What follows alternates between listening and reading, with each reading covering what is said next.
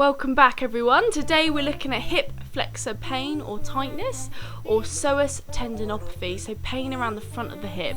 So as we've seen in other videos, it's really good to stretch and release through the muscle belly, so release that tightness around the front of the hip. So what you want to do is aim to hold for 30 seconds, going within your pain range.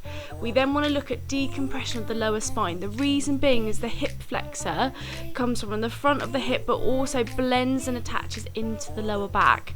So you want to hold this decompression for 30 seconds with all exercises today, looking at all of those elements, pelvis and lower back. We then want to look at foam rolling, so very gently, only moving on to this once you've mastered the stretching and you feel relatively comfy.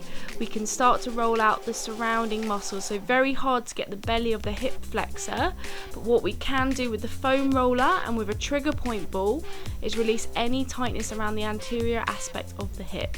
So you want to palpate around the front of the leg, feel any points of excessive tightness, and then you're going to gently drop your body onto the trigger point ball, take to an 8 out of 10 and then hold still until the pain drops. Next, we want to look at the attachments. Like we said before, it attaches within the lower back and into the pelvis.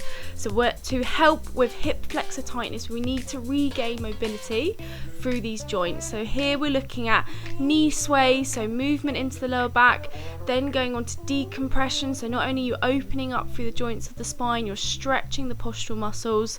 What we then want to look at, once it feels relatively comfy and you're able to do this, we can start to look at movement of the hip. So only move on to each bit when you feel comfortable with the previous exercise.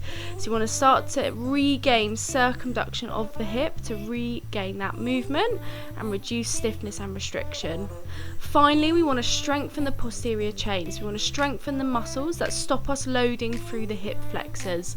So looking at a glute bridge to activate through gluteus maximus muscle, so the big glute muscle, aiming between 10 to 15 reps.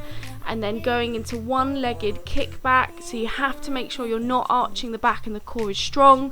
You're bringing the leg back, kicking it back, holding for a couple of seconds and then relaxing down. So you should feel that into your glute, aiming between 10 to 15 reps on each side to strengthen the posterior chain.